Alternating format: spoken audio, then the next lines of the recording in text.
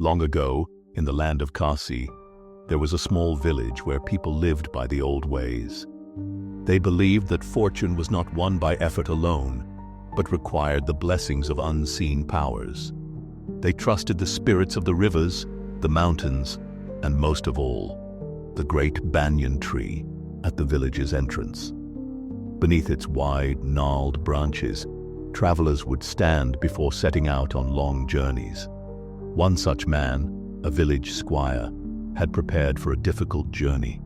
He had seen others travel before him and had heard their whispers of devotion. He knew the custom well. If one wished for a safe journey, a vow had to be made. And so, before leaving, he stood under the great banyan and made his promise. "If I return safely with my wealth increased, I will offer you a sacrifice," he thought. To the villagers, such a vow was no different from an agreement in the marketplace.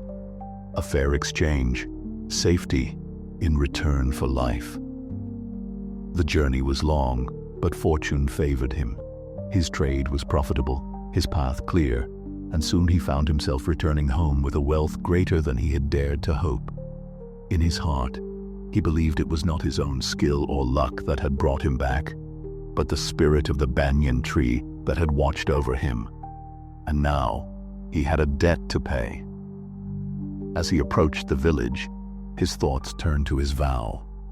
He was not the kind of man to break his word. He had promised a sacrifice, and a sacrifice he would give.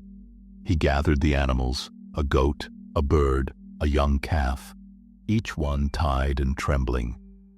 Their eyes darted about, sensing the unnatural stillness in the air. The villagers gathered around, watching with quiet reverence. This was no ordinary task. It was a sacred act, one that had been performed for generations. The squire prepared the place of offering. The earth was cleared, the fire was lit, and the blade in his hand gleamed under the light of the sun. He felt no hesitation. Taking these lives meant freeing himself from his vow. And then, something happened. A wind stirred the branches of the banyan, though the air had been still. The great tree seemed to shudder, its leaves whispering, though no human voice had spoken. A sudden unease settled over the crowd, and then, from the depths of the banyan, a presence made itself known, not with sound, not with fury, but with a weight that pressed upon the hearts of all who stood there.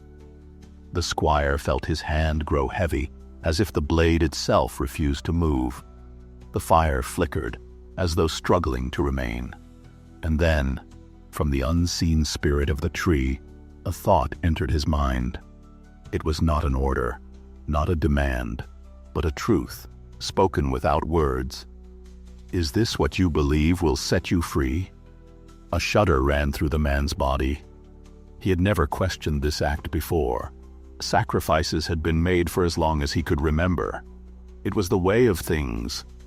But now, standing before the banyan, with the weight of its unseen presence pressing down upon him, the certainty he once held began to unravel. If a man sets fire to his house and calls it warmth, is he wise? If a man drinks poison and calls it medicine, is he cured? If a man kills to repay a debt to the gods, is he truly free? The villagers, who had watched in silence, began to feel the weight of these words in their own hearts. Many of them had made similar vows. Many of them had taken life believing it was the price of divine favor. And yet, at this moment, they saw their own folly reflected in the trembling hands of the squire. The man let the blade slip from his grasp. It landed with a dull thud on the earth, its sharp edge useless now. He looked at the animals before him, creatures that had done no wrong, and he saw for the first time that his vow had not been a promise of gratitude, but a promise of destruction. The spirit of the tree had given him no command, only a question, and now, standing there, he understood the answer. One by one, the villagers began to step forward. The weight of their traditions, of their old beliefs, had been lifted in that moment. They too had made such vows. They too had believed they were keeping their word. But what good was a vow if it led only to suffering? What honor was there in blind obedience to an unthinking past? From that day on, the practice of sacrifice began to fade. No longer did men and women gather with blades and trembling creatures. Instead, they sought wisdom, and with it, a path to true freedom. It had been the people who had bound themselves with their own ignorance. And now, at last, they were free. The squire never made another sacrifice. He kept his wealth, but it no longer felt like a reward. Instead, he used it to help others, to build, to give. He had thought he needed to repay a debt to the gods, but he had learned that true gratitude was shown not in destruction, but in compassion. And the banyan tree stood, as it always had, watching over the village, not as a spirit to be feared, but as a silent witness to their change. When the Buddha finished telling this story, he looked at the monks gathered before him. They had asked if there was any good in the practice of such sacrifices, and now they understood. With a gentle smile, he revealed the truth. In those days, I was the tree fairy.